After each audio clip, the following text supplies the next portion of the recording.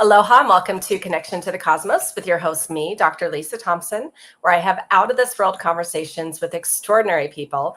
Today, I am just so thrilled to have on my friend and soul sister, Kate Swinn. We're going to bring her on in just a moment. But first, just a couple of announcements. If you haven't had the opportunity to grab my free 20-minute meditative journey to meet your galactic family and guides, make sure you grab that on my website, mysticmanta.com or drlisajthompson.com. For those of you that are healers, energy healers, regression therapists, hypnotists, anything like that, you might be interested in checking out my Galactic Ascension Channel certification program that I'm teaching September 21st and 22nd online. And information is also on my website. I'm also leading my Galactic Retreat here in Hawaii on the Big Island from October 2nd to the 6th, 5 intensive days of connecting with your galactic family and doing a nightly night sky watch with the military night vision goggles. So again, that's October 2nd to the 6th. And then if you're coming to Hawaii any other time, then make sure you come on one of my Big Island UFO tours where you will see the night sky in a whole new way. So without further ado, and more information on that is at bigislandufotours.com. So I'm going to bring Kate on. Hello, lovely. Hi, so nice to see you. You too. Okay, so let me read your bio and then we'll jump in. But I'm just, you're coming from Scotland here. You grew up in England, but I just appreciate you being here with me. And happy to be here. Thank you for having me. Yeah. So ever since she was a child, Kate Swinn lived in a reality completely different than what others perceive. She could see, hear, and feel things that others were not aware of. Now she has a greater understanding of what it is all about. Being aware is the most amazing gift to have, to see the world for what it really is. She has stepped into her true self. Kate is a QHHT practitioner who has communicated with galactic beings and witnessed their invaluable role in humanity's evolution. Through sharing her knowledge and experiences, she aims to help raise the collective consciousness of humanity, empowering each individual to embrace their true potential and uncover their life purpose. Okay, so real quick. So first of all, you and I, we met in Egypt. We just recently went on the Stargate tour of Egypt with my friend Secker.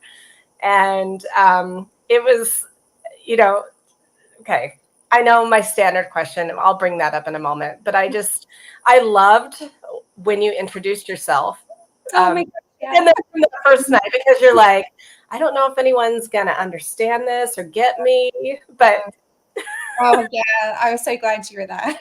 Absolutely. I guess it's a bit out there, but yeah, I'm just going to say it. Well, do you want to share right now, like kind of what you remember saying? Oh, wow. So yeah, it was crazy because it was the Stargates of Egypt tour. And I thought, oh my gosh, it's incredible. And I'll probably talk about this. I mean, I don't know if you want me to explain it right now or later on, just how it all led up to that. But wow, it was incredible. So yeah, in my past life session, my QHHT session, I saw that I activated the Stargates of Egypt. And I was like, oh my gosh. And it just all happened, like basically to find out about this tour.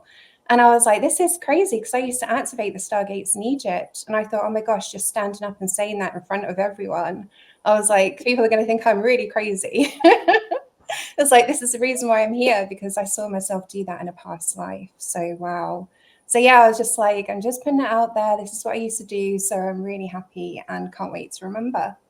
So, yeah. Okay, and we'll get into more of what we experienced in Egypt in a little bit, but now I'll jump to my normal first question. So because that's a little teaser for people to be like, oh, okay. So, we talked a little bit about this in Egypt, but for the audience, like, how did you grow up? Spiritual, religious, something else? Because like, if you're seeing and feeling things and hearing things, yeah, how's your family dealing with all that? Wow. So yeah, something else. Absolutely. So my reality was very different growing up. I kind of always thought that I used to live in haunted houses, and I didn't really realize that it was actually just different dimensions, and I was sensitive to it. So it wasn't a religious family, really. Growing up, we didn't go to church or anything like that. I went to an all-girls Catholic school, but that was later on, but it was never religious. And it was just really weird. We just used to think we were getting haunted all the time. It was like that growing up. And one of my first memories was as a child. It was Easter and I was about 5 years old. And I was sitting there in the living room and I had like this tape recorder on my lap. And I was eating this Easter egg, and I can tell you everything about it. I can describe exactly what it looked like and everything. And all of a sudden, I was like 5 or 6, and my tape recorder just levitated in the room. And I was like, what is that about? So that's just been my life forever. It's just basically living in between dimensions and being aware of things around me, freaking me out. I didn't understand what it was at all. I really didn't. And my family as well, they picked up on it too. So it's kind of like house guests. So when I got to kind of like my teenage years, they were becoming more and more known to us. It was becoming more every part of our lives, you know. We used to have lots of different kind of, I don't even know what they were. I just call them beings. I thought they were ghosts back then. But like walking down the stairs, making noises, talking to my mum when she was in the shower. When I was in my bedroom, they'd be like staring me in the face and everything. So I was really, really scared. And it got to the point where my sister got a telephone call from a psychic. And the psychic told her that the spirits have been bugging her to call us to tell us that we should go out and learn about our gifts. And of course, that made me even more frightened. And I was like, I don't want this. I don't want this. I was only like 17 years old. And basically, I was just so scared because I was like, how am I supposed to live a normal life if they keep bugging me all the time? That's just how it was. And I shut it all off. I shut my gifts off. And then it came to kind of like my adult years, maybe in my early 20s. And I thought, you know what, this is really cool. I want to learn about this. So I went to circles and I developed my gifts and that kind of thing. And then, yeah, just basically, again, just being laughed at. I used to speak about myself like, you know, it's a joke, like, you know, I see ghosts and stuff like that. You know, I didn't really take it very seriously. I saw it as a very negative thing. And it wasn't possibly until about 2020, I think, when I thought, right, okay, I want to learn how to be a psychic because obviously, you know, if I'm in between worlds, I need to learn how to communicate with them properly without getting freaked out. So it's on my terms. And I have boundaries and everything. And so, yeah, I started a psychic school and it was like a celebrity psychic. And I met some beautiful people there and it was absolutely incredible. But there was just something itching at me was the question, if I'm supposed to be a medium, then what if people have passed on into different lives and reincarnated? How are we supposed to get in contact with their loved ones if they've reincarnated into another body? And that was my big question. And the psychic, the medium that taught us, she can answer that question. She had like a Catholic background. And I was like, there's so much more to this, honestly. So I remember I had a friend and she used to do like paranormal kind of activity events and that kind of stuff, like going to castles. And she was like, right, I am going to teach the lessons. And I was like, that's cool. So I remember sitting on the edge of my bed, like waiting for the Zoom meeting. And all of a sudden, all these orbs appeared, like hundreds and hundreds of orbs. And I'm okay with orbs because light doesn't scare me. And I thought, wow, that's really beautiful. I need to, you know, record this. So I got out the camera and then filmed all these orbs. And then all of a sudden, this rainbow light came through the window. And I was like, wow, that's so pretty. So I was filming it, and then all these faces appeared. And I was like, oh my gosh, this is so cool. Like you can see their eyes, their nose, their chins, and everything. And the patterns that they were forming were also patterns that you'd seen in crop circles and everything. And I thought, wow, they're trying to communicate in some way. So there's beautiful beings of light. So I was Googling, what is a light being? And then Dolores Cannon popped up. And I was like, wow, this is so cool. So I'd really love a QHHT session. I want to learn more. So I kind of watched all of Dolores's videos and everything like that. And I was listening to myself, I want to learn more. I want to learn more.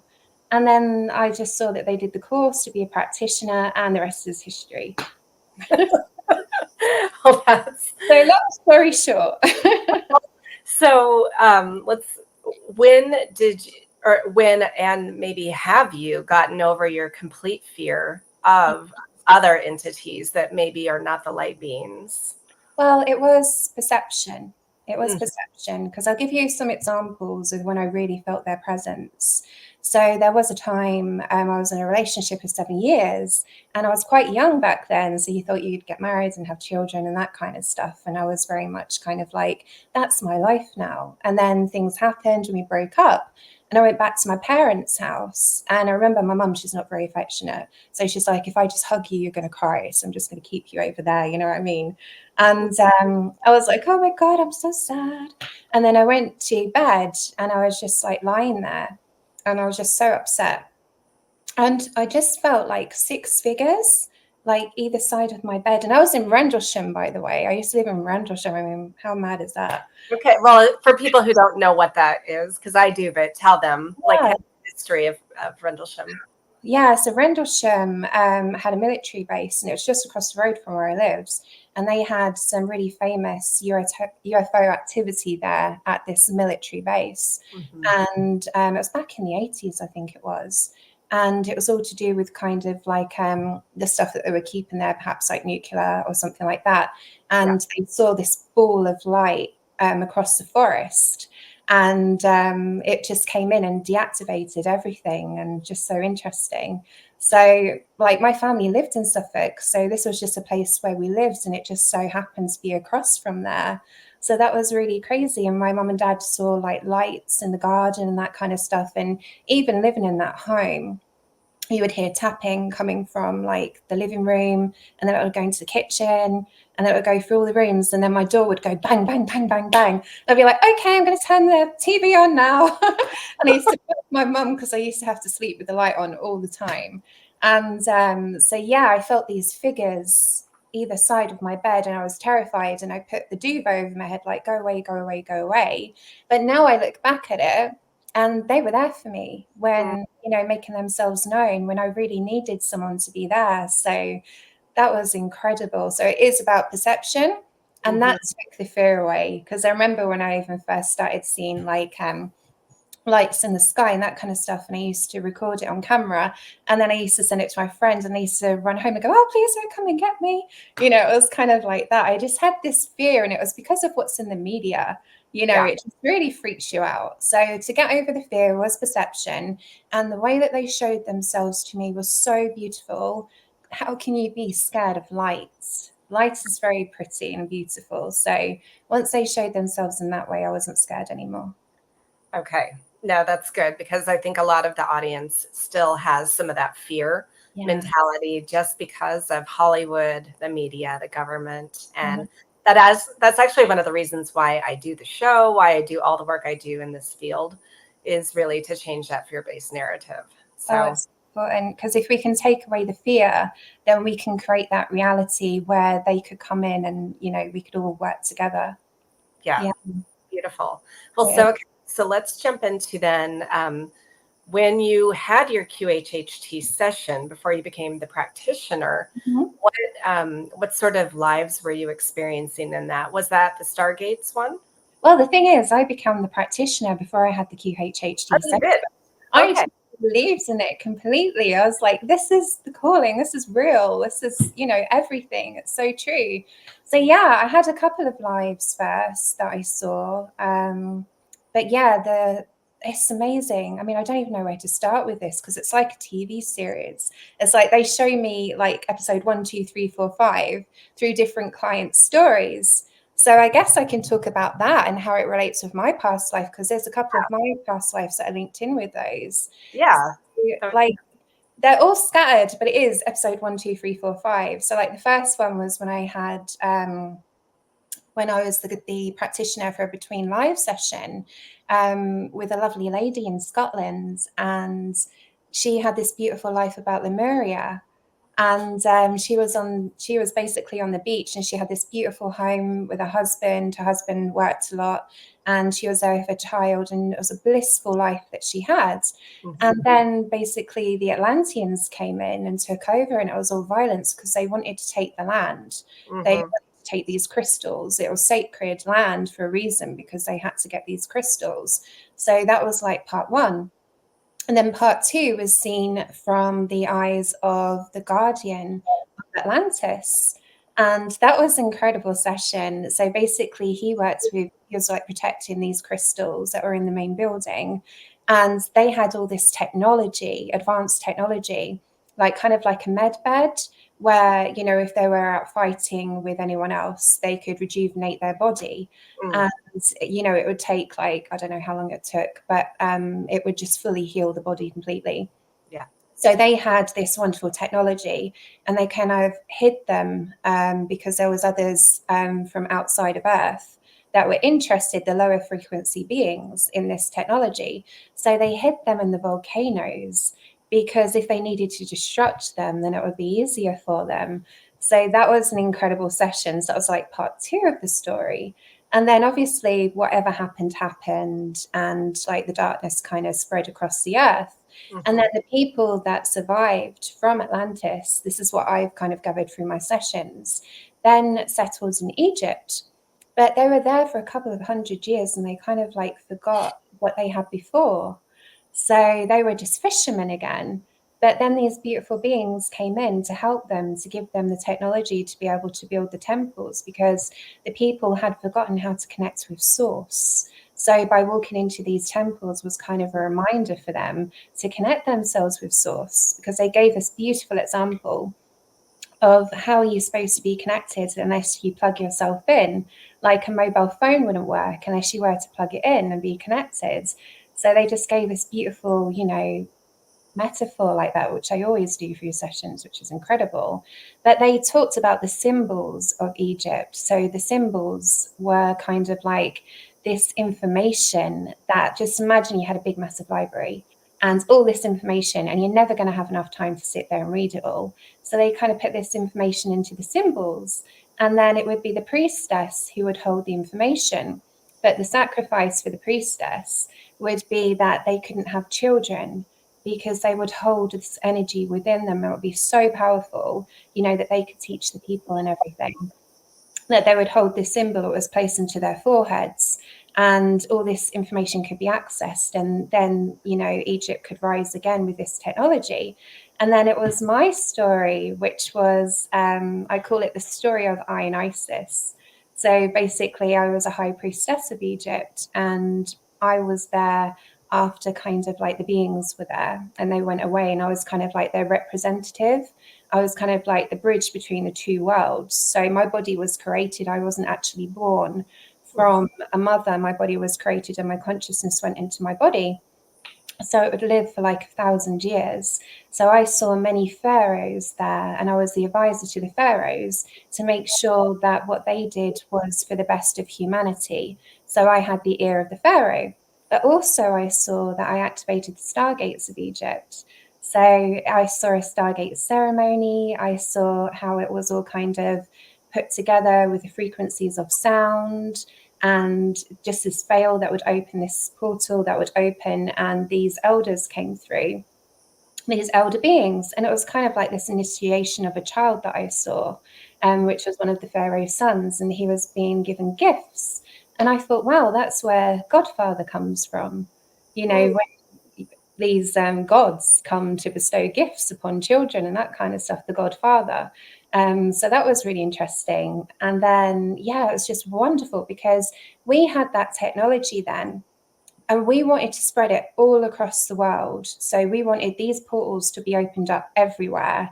And we wanted to say it in a way that people wouldn't get freaked out. So we sent fishermen boats out to many different places all across the world to kind of mingle in with the people and tell it as a story.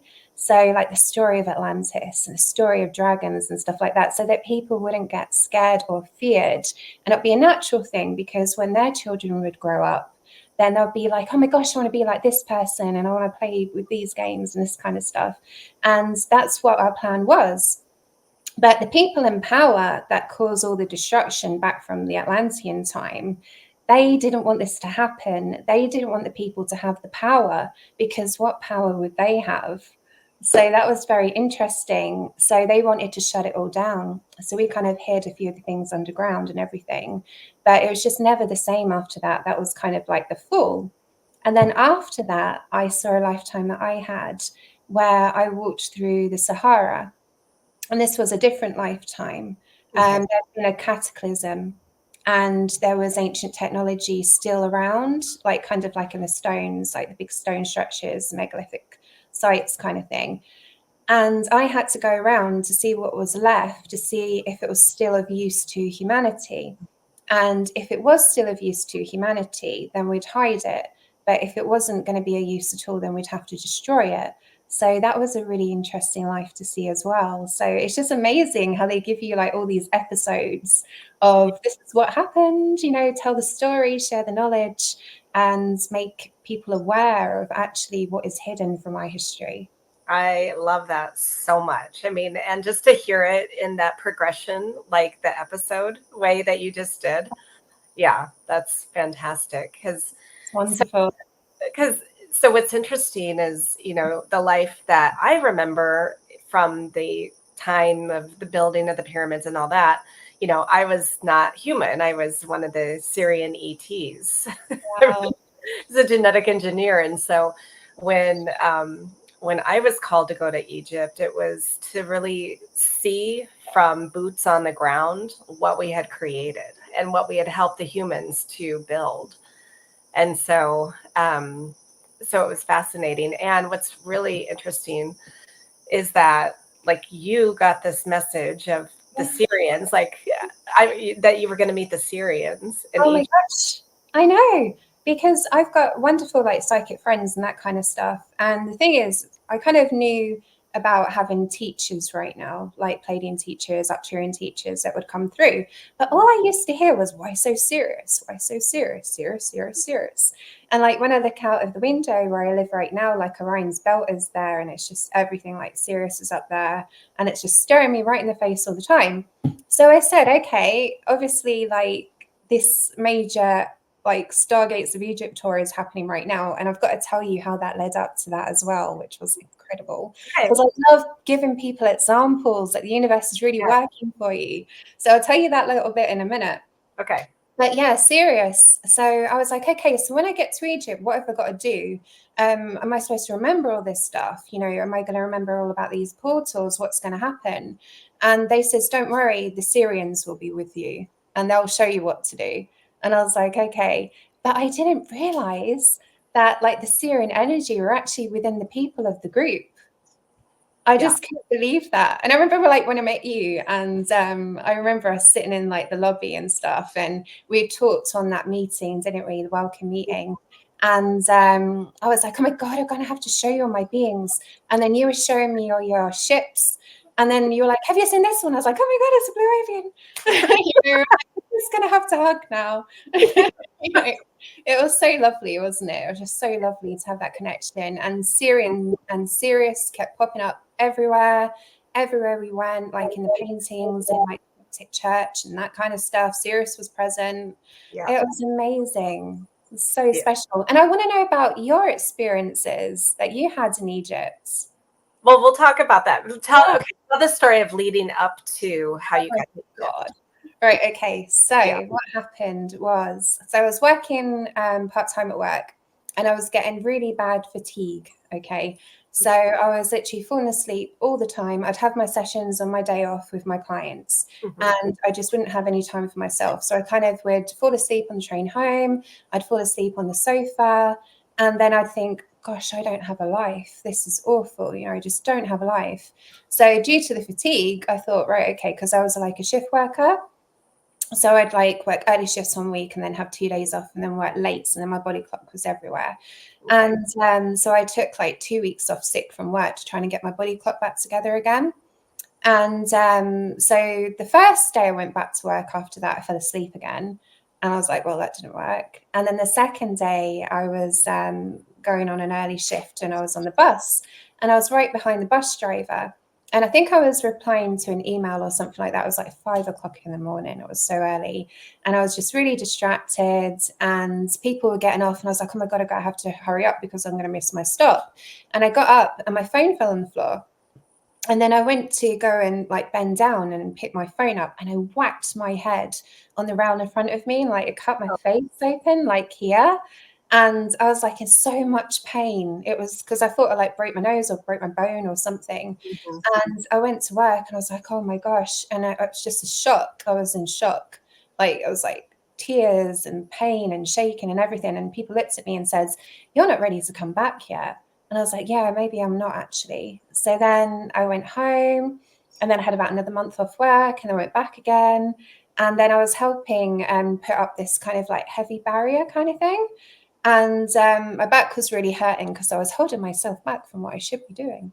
And basically, I felt like I was pushed.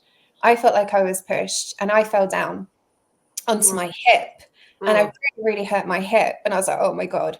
But I still worked the shift. But then I got home and I thought, you know what? That's not my fault that I hurt my hip. You know, I can't go around and stand up all day in pain. So I'm going to have to be off again. You know, I was just like, that's just going to have to happen. I'm going to have to look after myself.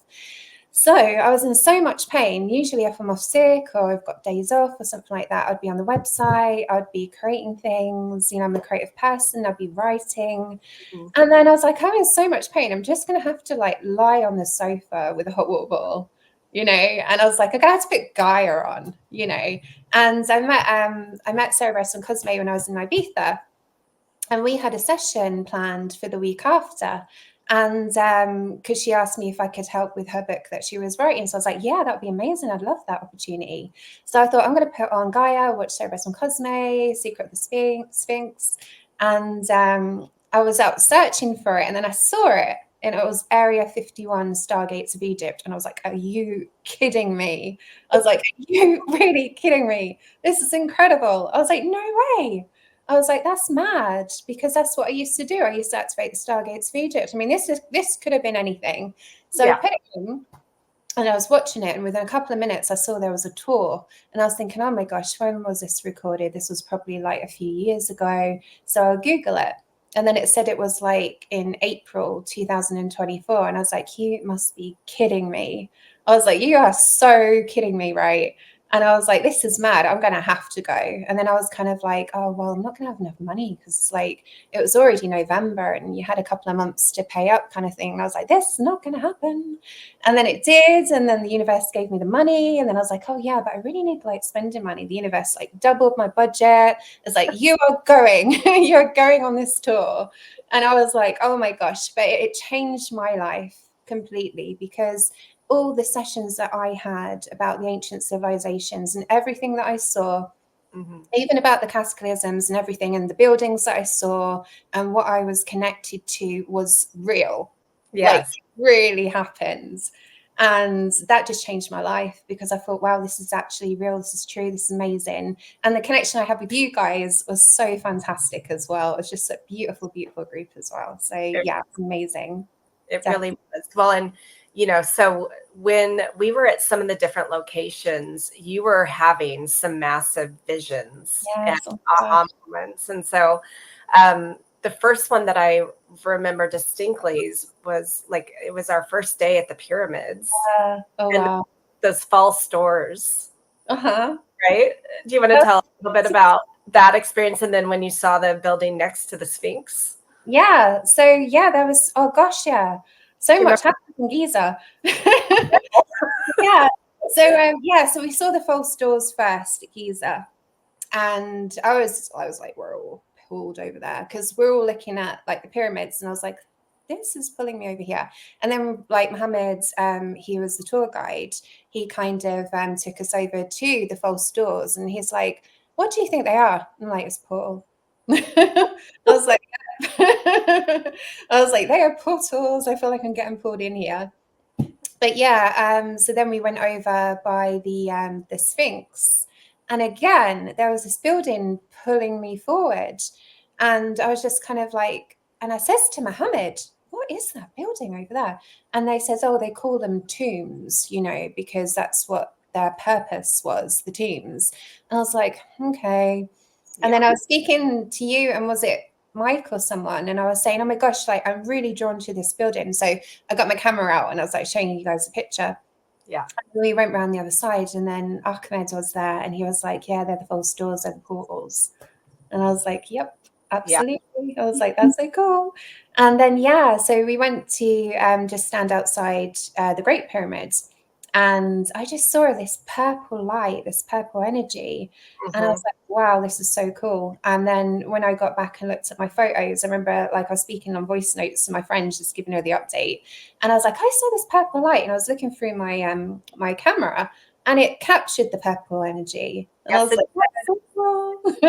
did. Well, and the other place that it captured it was like Oh, day mhm. 2 or 3 in the Sarcoppium. Yes, absolutely. Okay, so for me, going into that place, Yeah. that was probably my favorite Oh of my God, me too. I loved it. I loved it so much. I just felt like Sakara was going to be amazing. Honestly, wow. That was just, it was like stepping into a sci-fi film or something. Did you feel that? yeah. It Well, was and like, so wow. the specific place, I just want to describe it for the audience. Yeah. So, okay, so imagine, so we've got all this limestone rock all around. And so this was what they call it a tomb, which is total BS. Massive. Massive, but it's underground. And so then they have these massive, like single piece granite, perfect carved boxes with these massive lids. And The they're like 70 tons as well. I just, 70 tons, the precision of the cuts, I mean, it's perfect. And then, but they're underground. So they have no explanation of how they could have gotten them under there. And then also, they tried to get one out and it got stuck in that long hallway. narrow hallway. And um, and so these like seriously massive things, and the granite comes from Aswan, which is like 600 miles away. And, and so when you and I were down there and looking at these, and I am like, these are definitely not tombs. And so what I remember us getting a little bit about what they were was more like regenerative Yes. energy things for the That's beings, the ET beings. Yeah, because it was like I kept getting rejuvenation, rejuvenation, rejuvenation. And Yeah, it's obviously if you think about beings that came to Earth, then their bodies aren't going to get used to, or their consciousness isn't going to get used to these density, so they're going to have to like be somewhere to kind of look after their bodies and that kind of stuff. Or even like if, for example, their consciousness just zapped in through a portal or something like that into these bodies, they had to be somewhere, they had to be stored somewhere. right. So even kind of like Avatar, perhaps. Yeah, it was. That's a good image, isn't it? Avatar, Yeah. absolutely. And there Yeah, were at least 30 of these rooms. it was amazing, wasn't And it? Wow. I mean, well, and then, okay, so inside of there, I don't know if you remember my picture with the purple energy, but Oh, yes. yeah. So I was taking a picture of the one that they had tried to extract. And the only reason why they were able to get it out partly into the hallway was because it was at the same ground level. But all these other ones were like even lower than the main ground tunnel area. And so when I took the photo, it was like this whole purple energy all around the stone. And there was no purple light in there to create, like, there was no like natural purple light Yeah. underneath that Oh, area. absolutely. And then that amazing thing happened when, was it Wendy that was in the corner of the tunnel and she could smell a fragrance? Yes. Yeah. And it was Yeah. like really feminine fragrance that she could smell. And Yeah. everyone's kind of like, well, there's no kind of incense or anything like that. And we're like sniffing ourselves, is it you? Yeah. And yeah, this beautiful like feminine fragrance just come in. And I just felt like that maybe was kind of like, the energies of feminine energy in there or something that was appreciating us actually looking into what the real meaning of this place was. Yeah. Absolutely. So, yeah. So for me, I think of all the places that we went to, that was the one that really stood out the most Oh, of yeah. like, okay, wow, you know, It was stunning, wasn't it? Yeah. yeah. Gosh, so many experiences. Like, oh wow. It was wow. Like literally, I, there's no human words to explain what we experienced there. well, Yes. and then when we went to Alexandria and we were experiencing the catacombs there, and and again, like the stories that the archaeologists have made up about what these things are versus Yeah. what the real use was, Oh my and God. and seeing chemical reactions and that's the one where they had just opened that brand new room where Mohammed and us, we all saw the flower of life on the ceiling. Oh, that was beautiful, wasn't it? Yeah. And I think it was Alexandria that really knocked me on the head to say this is all real, because in that past life story that I saw, when I was there after the cataclysms, and I was explaining this green water or something that they use for the regeneration kind of thing. And there was green on the walls. Yeah. And I was like, oh my gosh. And I had that session maybe a couple of weeks before I went away to Egypt, and they'd show me all that information. And I was like, but I think Alexandra was the one that knocked me on the head and said, right, this is really real, you know? Yeah. Oh, it's beautiful.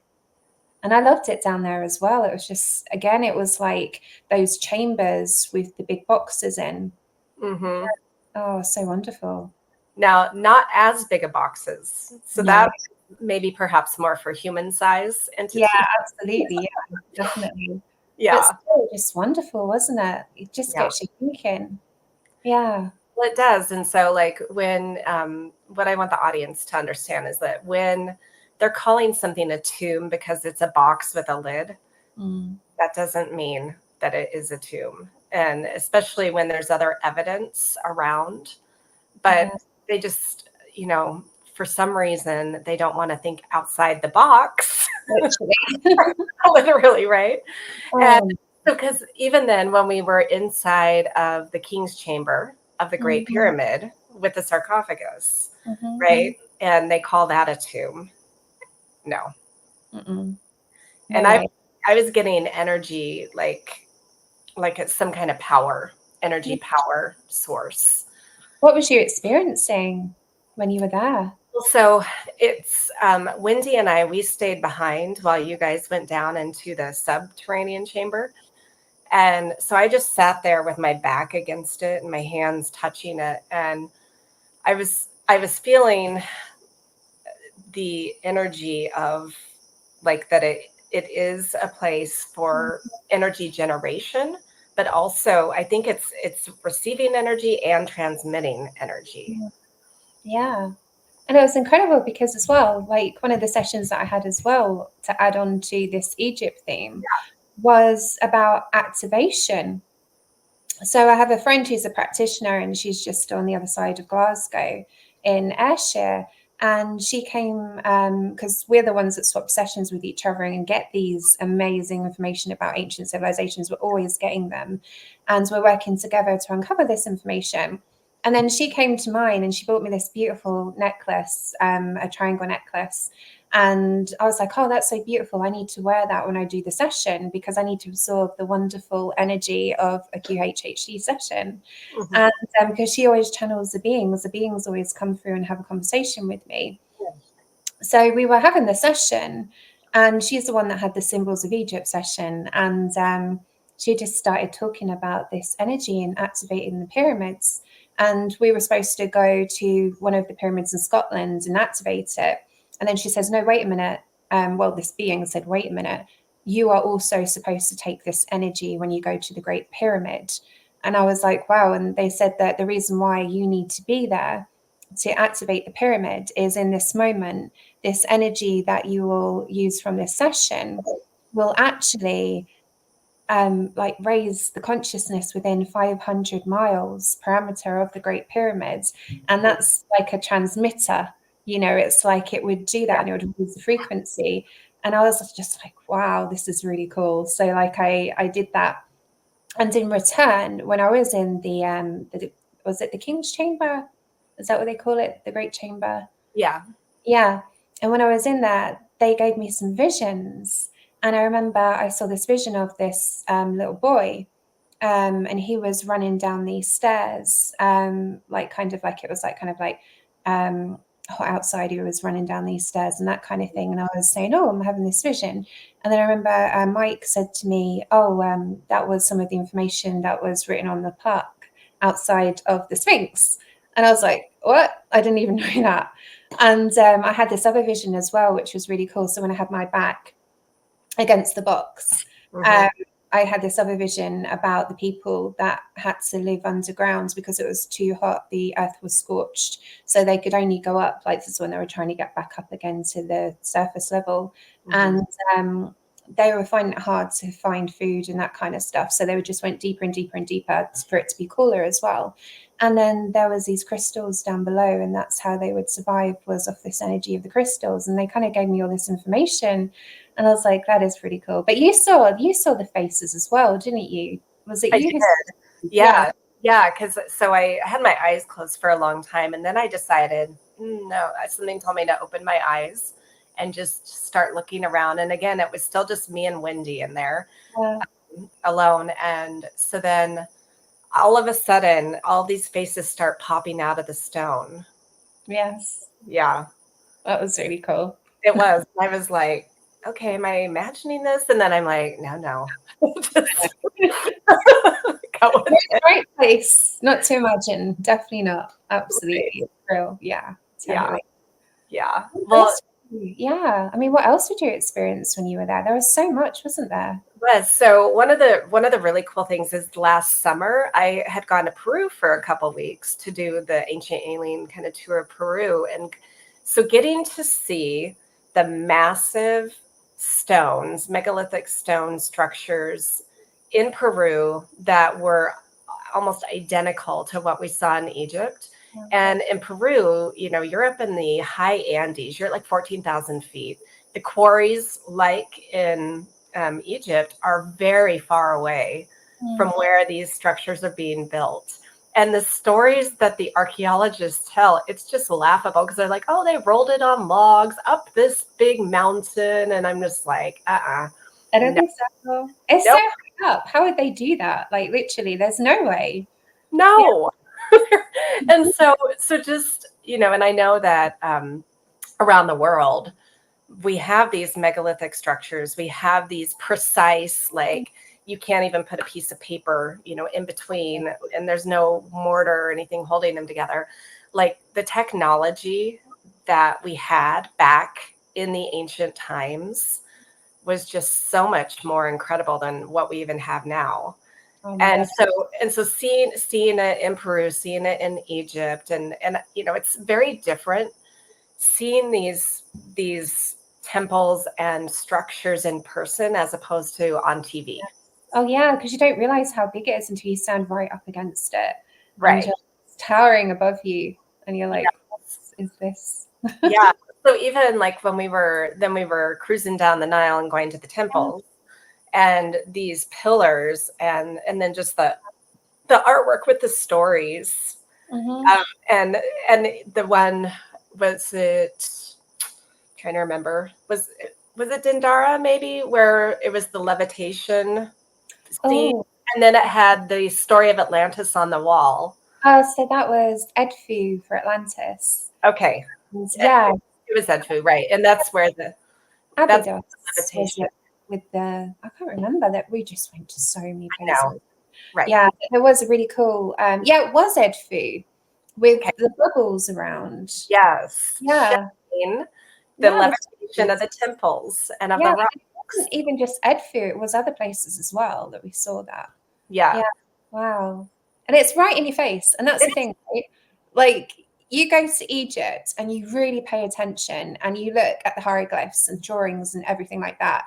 It is literally so in your face, you cannot ignore it. It's just everywhere. And that's the thing. I've been to Egypt before. I never saw any of that.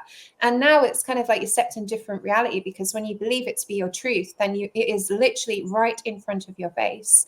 So when it was it Abydos, when we went through, we just had a meal and then we went through this like little temple complex stuff, and it was just everywhere. And these, like, the blue beings, wasn't it, that represented, like, the blue faces, the blue people were like the beings, and then when we had bread, it was kind of like the earth, right, and the green ones were the more hybrid, the combination. Yes. Yeah, and it was everywhere. It was everywhere. The stars above people's heads, and like even the Stargate symbol was everywhere. Everywhere. everywhere. Like, you just could not. I mean, there were so many Stargate symbols. We were kind of like, okay, I'm just bored now. I've got 100 of these in my phone, you know what I mean? But that's another thing that I had was when I was in what was it? Saqqara, and I was at the Tomb of Ti or T or something like that they call it. And there was two false doors, and they were massive. And we went into the room, and I just went directly straight to them. And there was one on the left and one on the right. And I thought, I'm going to play a little test. And I remember just standing there, and I thought, I'll try the one on the left first. And I used my body as a pendulum, and I stood there, and I was like, okay, so what's going to happen? I would like move forward for yes and backward for no if I would have entrance to this kind of portal false door. And it took me back on the first one. And then I went and did it to the one on the right hand side, and then it pushed me forward. And I was like, that's so cool. And like the guards that were there kind of noticed me doing that, and they were just like pulling off all the kind of barriers, go in, you know. And I was like, okay, see you later, guys, bye. So that was really cool. That was really interesting. You know, I didn't even know about that. that's amazing. Yeah, I gave it a go. I just intuitively, I felt like I'm going to have to do this little test just to see. And it was like, maybe it was like the masculine and feminine energies or something like that. You know, you had one for the masculine, one for the feminine or something. But I was like, I'm going to give this a go and see what happens. And I was very, very pleased to know that I was invited into one of them at least. So Sure. Well, okay. So we're getting closer to being out of time. We still have a little bit of time, but I just want like with the galactic beings coming through now for you. And so tell me some of the communication that they are giving to you. Oh gosh, all the time. Like the language that they speak to me when I'm not kind of like in a quiet place is numbers and that kind of stuff. So I always know that I'm going in the right direction when they give me symbols of numbers all the time in my face. And I know I need to follow that. But also I get information kind of like downloaded in a quiet time. So it's really important because they said, you know, when you try and meditate and you just try really hard and you really try and force it, and people do that, you don't need to just quiet your mind for a little while. So like it could just be when I'm in the bath, or it could be like when I'm making like a salad or something like that. You know, this information comes through then, and it's amazing. I get visions, like I get basically more kind of information about my past lives and stuff that would help people and humanity and talk about it.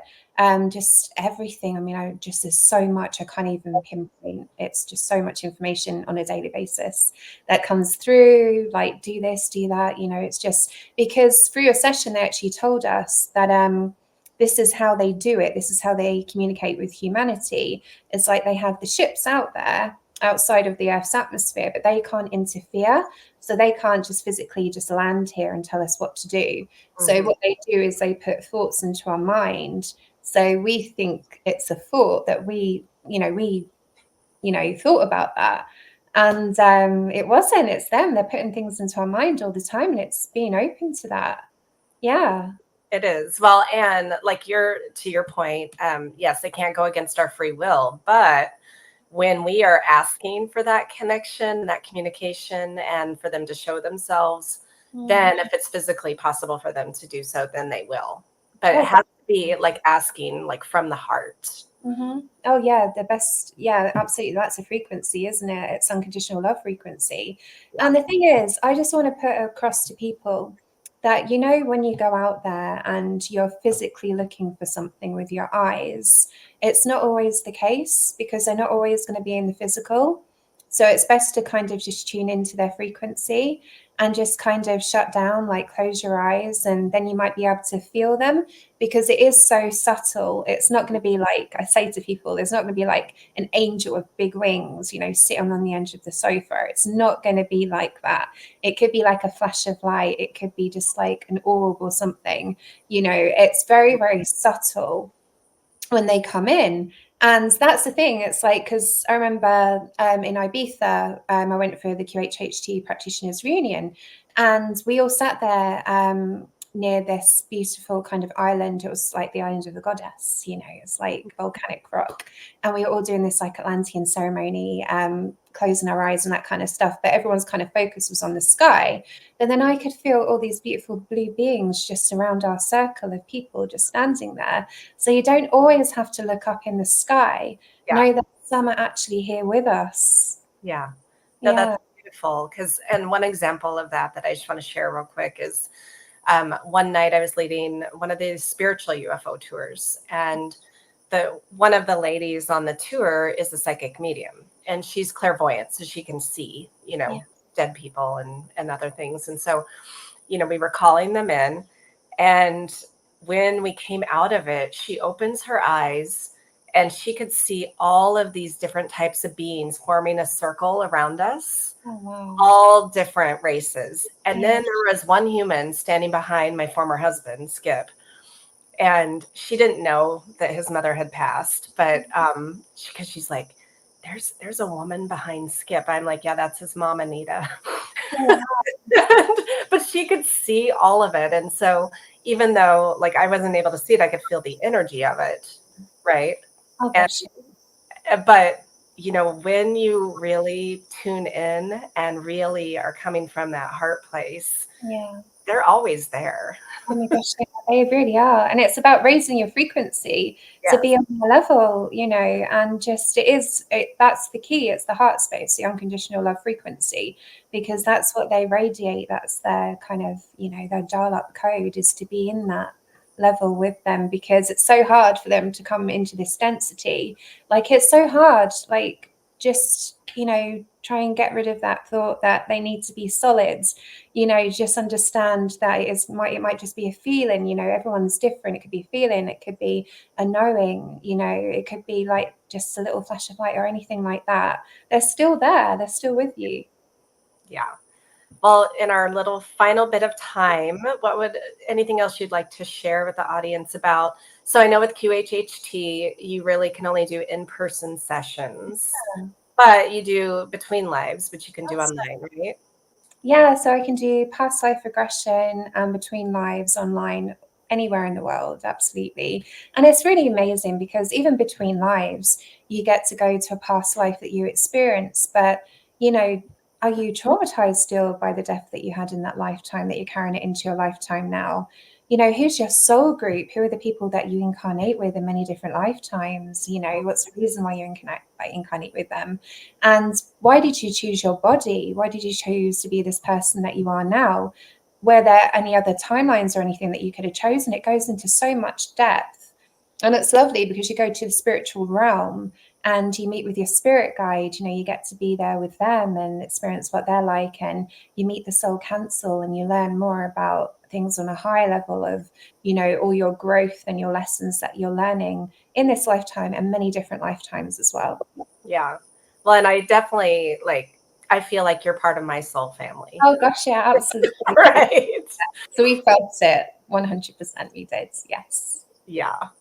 Well, what is your website, and are you on socials? How do people find you? Yeah, so my website is www.Catherine, that's KATHERINE, Swinn, SWINN, .com. That's it. www.catherineswinnqhht.com. And then I'm down as the Cosmic Hypnotist on Instagram and Catherine Swinn on Facebook. Okay. Well, thank you for being here with me today. We could go on and on and on, but we're ready. I didn't even know it was like an hour. It feels like 10 minutes. Time obviously doesn't exist. No, it doesn't. And but again, I feel so grateful that we reunited once again in this life and got to experience Egypt together. And it's not the end. And anyway, I just love you so much. Thank you. That's love to you as well. So nice to see you. Yeah. And for those of you watching or listening, thank you for being here with us. And I'll see you next time on Connection to the Cosmos. Aloha.